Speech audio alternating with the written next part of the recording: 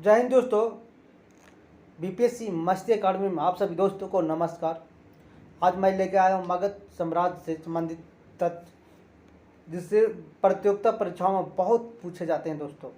हर exam में कुछ न कुछ आपको यहाँ से मिलने का टॉपिक से मिलेगा और विशेष तरह से समझेंगे मगध राज का उत्कर्ष कैसे हुआ, कब हुआ, कौन कौन राजा आए और उनके बारे में कहाँ कहाँ से प्रश्न पूछे जाते हैं, उसका शुरुआत करते हैं।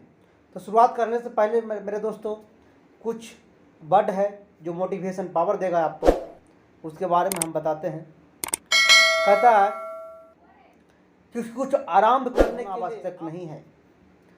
कुछ आरंभ करने के लिए आपका महान होना आवश्यक नहीं है, लेकिन महान होने के लिए आपका कुछ आरंभ करना अति आवश्यक है। याद रखिएगा दोस्तों, कुछ आरंभ करने के लिए आपका महान होना आवश्यक नहीं है, लेकिन महान होने के लिए आपका कुछ आरंभ करना अत्यंत आवश्यक है। कोई भी काम आप शुरू से करिए, जीरो से करिए, तब ये वो हीरो बनिएगा दोस्तों। जीरो एक ऐसा शब्द है, जीरो एक ऐसा अंक है जिसमें सभी अंक समाहित है दोस्तों। आप गौर करके देखिए, उससे सभी अंक बनता है। उससे क्या बनता है? सभी अंक बन सकता है। तो शुरुआत करते हैं दोस्तों मगध साम्राज्य का उत्कर्ष, उसके बारे में शुरुआत करते हैं।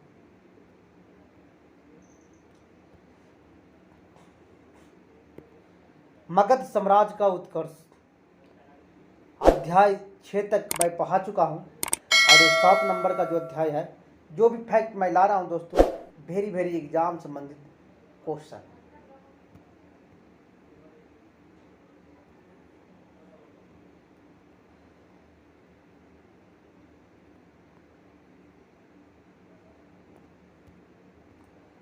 हर्यक वंश, जिसका ईस्वी 545 से 412 ईस्वी के आसपास में था। हर्यक वंश का स्थापना 545 बीसी से 412 ईस्वी पूर्व, बीसी के मतलब ईस्वी पूर्व हुआ, बिफोर कॉमन ईयर होगा। इस वंश का स्थापना 545 ईस्वी पूर्व में बिंबिसार के द्वारा किया गया था। किसके द्वारा किया गया था? याद रखिएगा, बिंबिसार के द्वारा किया गया था।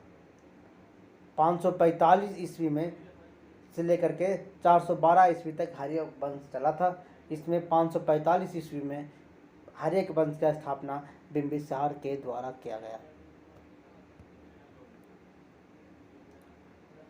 मगध का इतिहास बृहद वंश से शुरू होता है। कौन वंश से? बृहद वंश से शुरू होता है। बृहद वंश एक पौराणिक वंश है। कैसा वंश है? पौराणिक वंश। इसकी ऐतिहासिकता संदिग्ध है, यानी इसकी ऐतिहासिकता के बारे में बहुत रोचक ग्रंथ है, रोचक कहानियां हैं। बृहद वंश से शुरू होता है दोस्तों, और इसका जो कहानी अत्यंत रोचक है। आप बहुत सारे क्वेश्चन पूछे जाते हैं। बृहद्रथ वंश का संस्थापक बृहद्रथ था, जो बासु का पुत्र था। किसका पुत्र था? बासु का पुत्र था तथा जरासंध का पिता था। जरासंध का पिता था। किसका पुत्र था? बासु का पुत्र था तथा जरासंध का पिता था।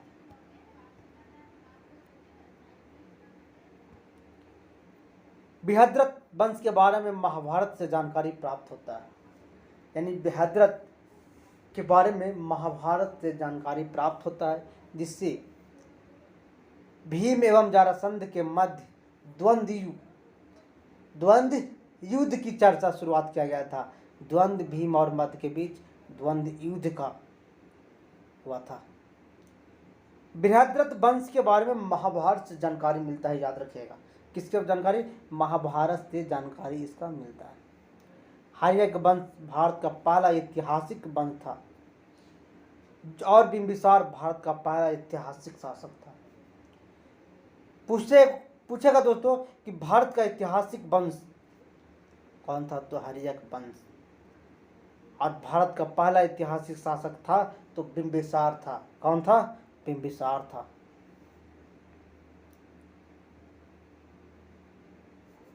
इन्होंने अपनी राजधानी कहाँ बनाया? राजगिर में बनाया, जिसको गिरिब्रिज या कुशाग्रपुर या राजगीर को बनाया। ये सब नाम है इसका उपनाम। पूछेगा परीक्षा में दोस्तों कि बिंबिसार ने अपना पहला राजधानी कहाँ बनाया, तो राजगिरी में बनाया। याद रखिए, कहाँ बनाया? राजगिरी में बनाया। बिंबिसार महात्मा बुद्ध के समकालीन थे। बिंबिसार किसके समकालीन थे? महात्मा बुद्ध के समकालीन थे। जैन साहित्य में बिंबिसार को श्रेणिक कहा जाता है। पूछता है क्वेश्चन बार बार दोस्तों कि बिंबिसार को जैन साहित्य में क्या कहा जाता है, तो श्रेणिक कहा जाता है। इन्होंने अपना साम्राज्य का विस्तार विजय अभियान के साथ साथ वैवाहिक संबंध को भी आधार बनाया। यानी अपना साम्राज्य को विस्तार करने के लिए कौन? बिंबिसार युद्ध भी लड़ता था, और अगर युद्ध से नहीं होता तो शादी करता था, यानी वैवाहिक संबंध को भी आधार बनाया। कहा जाता है बिंबिसार के बारे में कि 80,000 गांवों को इन्होंने अपने साम्राज्य में मिला लिया था। बिंबिसार अपना पहला सैन्य अभियान अंग शासक बृहदत्त के खिलाफ किया था।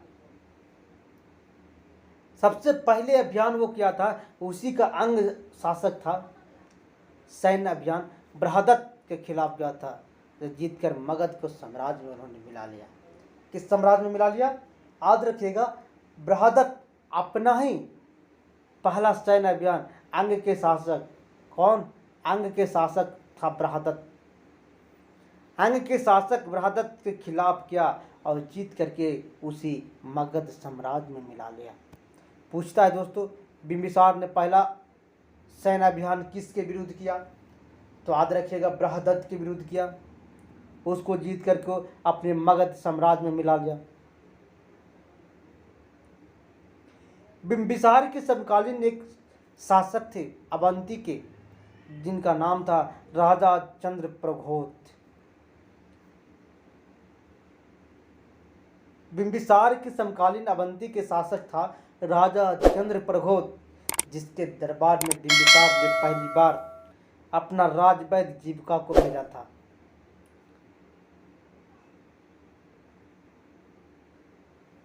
राजा चंद्रप्रघोत को, क्योंकि राजा चंद्रप्रघोत को पीलिया रोग हो गया था, जॉन्डिस हो गया था।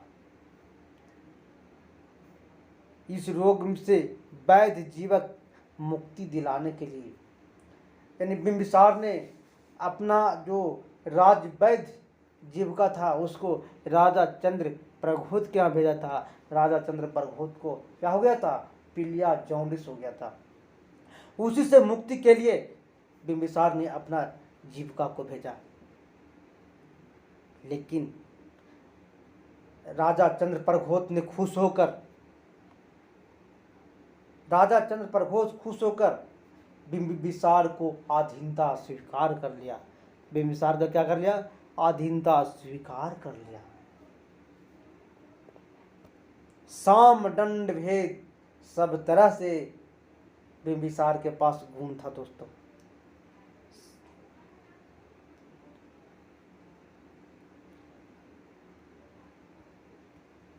बिंबिसार ने लिच्छवी के शासक के खिलाफ भी सैन्य अभियान किया।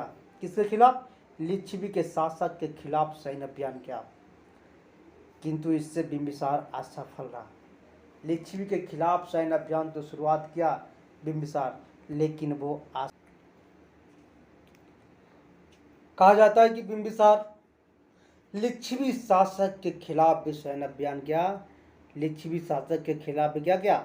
सैन्य अभियान किया, लेकिन वो बिंबिसार असफल रहा।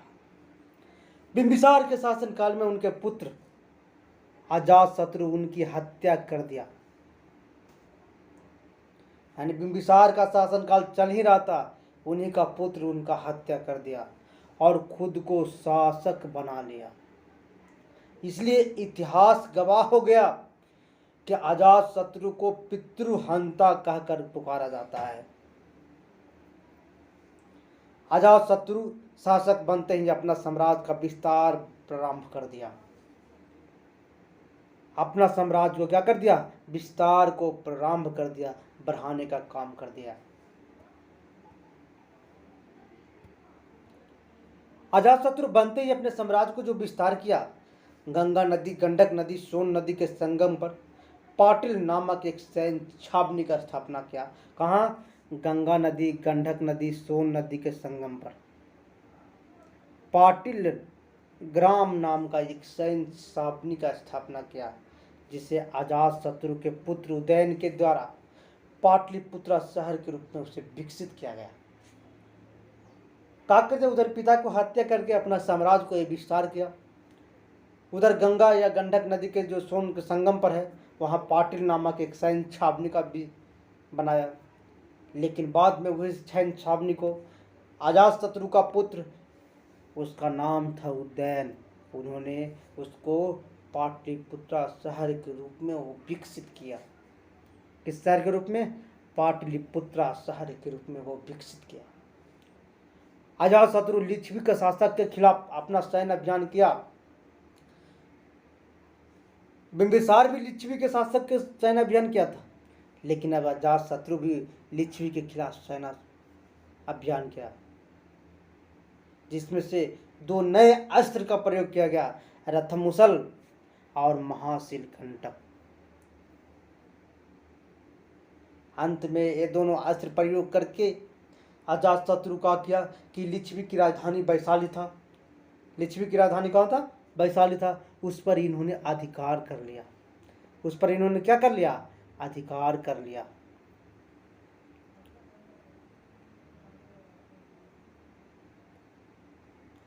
लिच्छवी अभियान के से पहले अजातशत्रु ने अपने एक मंत्री बस्कर को गुप्तचर बनाकर लिच्छवी भेजा था। देखिए अजातशत्रु कितना चालाक था। पहले अपने एक मंत्री को, बस्कार मंत्री का बस्कार नाम था, उसको क्या कर दिया? गुप्तचर बना करके उसको भेज दिया। कहाँ भेज दिया? लिच्छवी भेज दिया। लेकिन बस्कर जो था, लिच्छवी गणराज का सारा हाल धीरे धीरे जान गया, और जानने के बाद उसी को कहने पर अजातशत्रु ने मौका पाकर लिच्छवी पर चढ़ाई कर दिया, आक्रमण कर दिया और जीत हासिल कर लिया। क्या कर दिया? जीत हासिल कर दिया। बहुत दिमाग लगाया अजातशत्रु। अजातशत्रु ने अपनी राजधानी, जो पिता का राजधानी था राजगिरी, उसको किलेबंदी का काम किया। कौन? अजातशत्रु ने किया किलेबंदी का काम। हर एक वंश का शासक अजातशत्रु के समय धार्मिक दृष्टि से बहुत बड़ा क्षति हुआ। धार्मिक आंदोलन के काल के 3 प्रमुख नेता इसी काल में मृत्यु हो गए।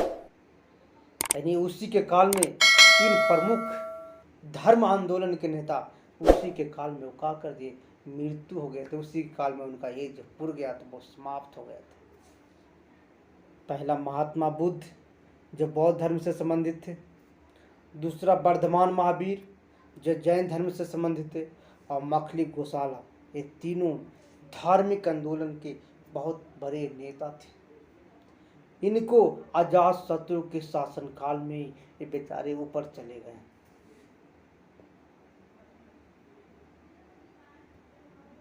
अजातशत्रु के शासनकाल में राजगीर में प्रथम बौद्ध सम्मेलन का आयोजन किया गया।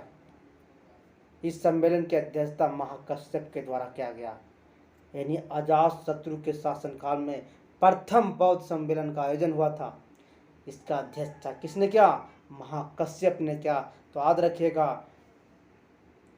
कि प्रथम बौद्ध सम्मेलन किसके शासनकाल में हुआ? तो अजातशत्रु के शासनकाल में हुआ। इसकी अध्यक्षता किसने किया? तो महाकश्यप ने किया। अजातशत्रु के पश्चात इस वंश का अगला शासक उदयन था, जो गंडक और सोन नदी पर संगम पर अजातशत्रु ने जो शहर बसाया था, उसको पाटलिपुत्रा के नाम से विख्यात करने वाला ये उदयन था। इन्होंने पाटलिपुत्रा नगर का स्थापना किया और अपनी राजधानी राजगिर से पाटलिपुत्रा हटा करके चला गया। राजगिर से हटा दिया, बोला कि बड़े दिन रह गया, बाप बेटा दोनों रहा राजगिर, मैं पोता हूँ, अब पाटलिपुत्रा में बनाऊंगा।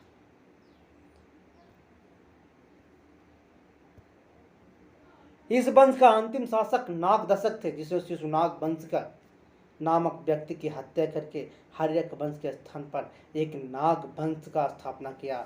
शिशुनाग वंश का। अब आते हैं दोस्तों शिशुनाग के वंश के बारे में जानकारी। शिशुनाग वंश 412 बीसी से लेकर 344 बीसी तक चला था। इसकी स्थापना शिशुनाग के द्वारा किया गया था। शिशुनाग ने मगध की राजधानी पाटलिपुत्रा से हटा दिया, बोला हटो, पाटलिपुत्रा बड़े दिन रहा, उदय ने पूरा किया पाटलिपुत्रा पर राज। अब इसको हटा के चलो फिर वैशाली की मगध के रहने चले जाते हैं। मगध की राजधानी कहाँ बनाया? वैशाली को मगध का राजधानी बनाया। कौन? शिशुनाग ने बनाया।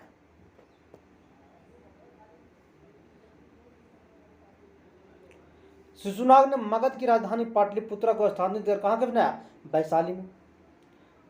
इन्होंने अपने शासनकाल में अवंती को अपने साम्राज्य में मिला लिया था। किसको? शिशुनाग ने अपने साम्राज्य में या अपने शासनकाल में अवंती को मगध में मिला लिया। अवंती को कहाँ मिलाया? मगध में मिला लिया। शिशुनाग ने अपनी राजधानी पाटलिपुत्रा को ही बनाया। वैशाली से फिर हस्तांतरित करके कहाँ लाया? पाटलिपुत्रा लाया।